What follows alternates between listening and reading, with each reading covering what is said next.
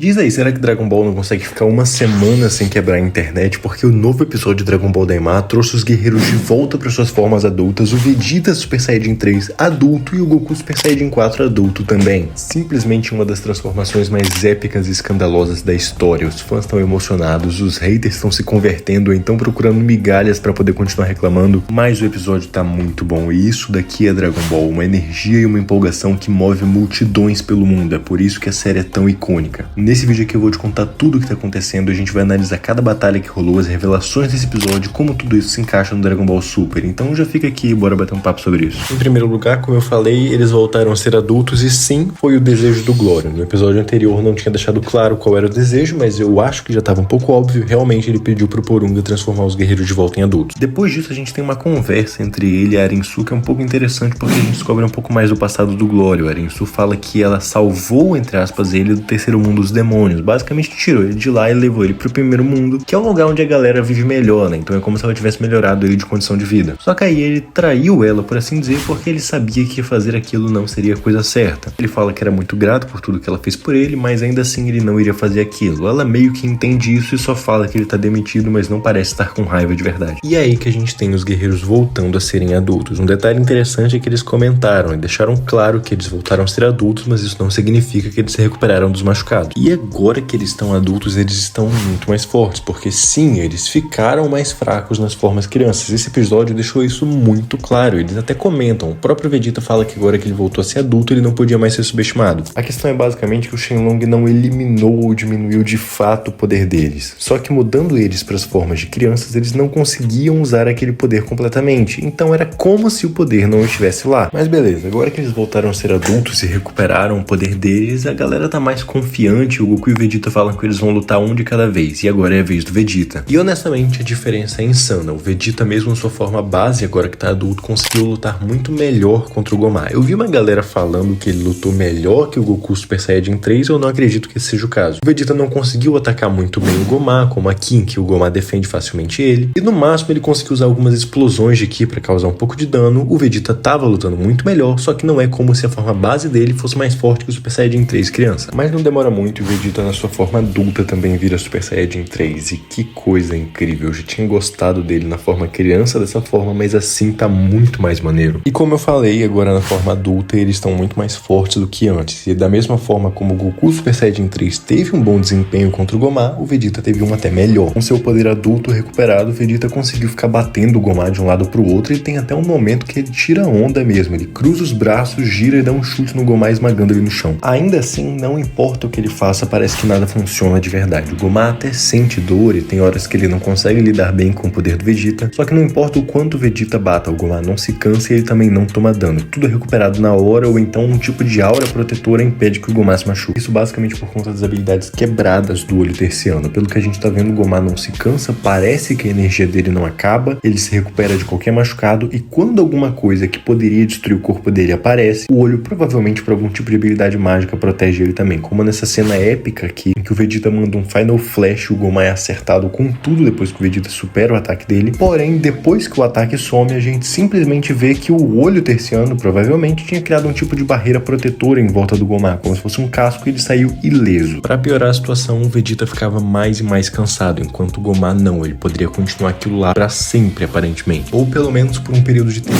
tão, mas tão longo que parecia não fazer a menor diferença se ele estava ou não gastando energia. O Goku até pensa em se meter lá para ajudar, mas eles até comentam que não iria adiantar muita coisa, os dois iam se cansar e o Gomá ia continuar lá intacto. E é aí que a Arinsu tem uma ideia de vasculhar um livro de objetos mágicos, pede pro Majin Buu pegar. Enquanto os dois analisam o livro, eles encontram a página sobre o olho terciano e lá tem o que seria, entre aspas, a fraqueza dele, porque não é exatamente uma fraqueza. A parada é que a Arinsu se lembra que o rei Aburá tirava o olho toda hora, ele ficava colocando e tirando, ou seja, tem um método de remover. Ela procura no livro e o método é basicamente bater na nuca 3 vezes, o que significa também que se outra pessoa fizer isso em quem tá usando o olho vai ser removido. Por isso eu falei, não é exatamente uma fraqueza, mas ao mesmo tempo é. Seria o equivalente ao Gomá receber os poderes de uma espada e eles arrancarem a espada da mão dele, só que no caso do olho terciano, para arrancar tem que bater 3 vezes na nuca. O Vegeta já tá praticamente sem energia, não consegue manter o Super Saiyajin 3, e aí agora seria a vez do Goku, mas o Vegeta se recusa a sair da luta porque ele é muito orgulhoso. Mas apesar disso, o Vegeta é gente como a gente, a Bulma faz faz uma ameaça que ele não podia dizer não. Ela fala pro Vegeta que se ele não sair da luta agora, ela nunca mais toma banho com ele. E o Vegeta tem uma reação muito cômica e vaza da luta no mesmo instante. Com isso, agora é a vez do Goku. Mas antes, se você tá gostando desse vídeo, gostaria de deixar o seu like para apoiar o canal e se inscreve aqui para não perder a análise do próximo episódio de Dragon Ball Daima e também dos futuros capítulos de Dragon Ball Super quando o mangá voltar de novo. Mas beleza, agora indo pra vez do Goku, eles bolaram uma estratégia. A ideia é basicamente de que, pelo nível de poder do Gomaku contra o Terciano, vai ser muito difícil pro Goku conseguir uma abertura para acertar a nuca dele 3 vezes seguidas, ainda mais se o Gomaku descobrir a estratégia. Então o plano é que o Goku vai lutar com ele para abrir brechas e aí o Piccolo vai se meter na luta e bater 3 vezes na nuca. E aí no início da batalha, o Goku simplesmente, em uma das cenas mais lindas de Dragon Ball Daima, me arrisco a dizer de toda a história de Dragon Ball, ele repete aquela cena de passar transformação por transformação contra o Majin Buu, mostrando Super Saiyajin 1, Super Saiyajin 2 e com uma aparência incrível nessa arte que tá maravilhosa, o Super Saiyajin 3. E quando o Gomaku pensa que a luta vai começar, o Goku fala, e aqui vai um bônus, e se transforma no Super Saiyajin 4. A parada é completamente escandalosa, ele grita e tem raios e explosão de luz, ele até arranca a camisa nesse meio. E como os túneis entre os mundos dos demônios não estão mais selados, deu pra sentir a energia do Goku até do terceiro mundo. A versão adulta desse Super Saiyajin 4 tá simplesmente incrível, e até a galera que não tinha gostado, pelo menos em boa parte, agora passou a gostar. Mas infelizmente o episódio para por aí, no momento em que ele vira Super Saiyajin 4. Mas obviamente com todas essas coisas que rolaram nesse episódio, muita gente está se questionando uma coisa: como que o Dragon Ball Super se encaixa nisso? Por incrível que pareça, de uma forma extremamente fácil. Em primeiro lugar, falando de Super Saiyajin 3 do Vegeta, o fato de que ele usou essa forma na forma adulta agora não muda de verdade a situação dela em relação a antes, apesar de que muita gente tá achando que sim. A questão é que ele tinha o Super Saiyajin 3 e não usava, da mesma forma que o Goku por muito tempo não usou, então que por muito tempo o Goku não usou o God no anime. Por fim, o Super Saiyajin 4, porque muita gente falou que não tem mais como se encaixar no Super porque o Goku virou Super Saiyajin 4 por vontade própria. Um detalhe bem interessante que eu até destaquei aqui no vídeo, o Goku chama isso de um bônus. Talvez isso esteja diretamente relacionado com o fato de que não é algo que ele vai manter. Pensa só um pouquinho, a gente não teve a explicação completa de como o Neva despertou essa forma no Goku, mas o Neva fez alguma coisa e o Goku conseguiu essa forma. É perfeitamente possível que simplesmente o efeito do que o Neva fez ainda tá rolando e vai passar depois de mais algum tempo. Torna perfeitamente possível encaixar isso no Dragon Ball Super, ainda mais porque ainda não foi dito exatamente o que despertou esse Super Saiyajin 4. Então o último episódio pode encaixar todos esses pontos que estão faltando, como a fusão do Kibutoshin, o Super Saiyajin 4 e tudo mais, com algumas leves justificativas até bestas, que não são nem um pouco difíceis de serem colocadas lá. Dito isso, esse episódio, assim como o anterior, sem sombra de dúvidas, vai entrar pra história do mundo de Dragon Ball. Simplesmente épico demais, a internet inteira tá abalada com isso, e Dragon Ball Daima tá mandando muito bem. Bora falar a real, né? Então, pra você não ficar por fora do que vai acontecer no próximo episódio, já se inscreve aqui no canal, porque eu vou trazer análise na semana que vem. Se você gostou desse vídeo, deixa o seu like pra apoiar, deixa aqui nos comentários o que você achou, e agora que deu pra ver o Super Saiyajin 4 adulto, me diz aqui qual que você gostou mais, desse ou do GT. Muito obrigado pela sua atenção, eu te vejo na próxima.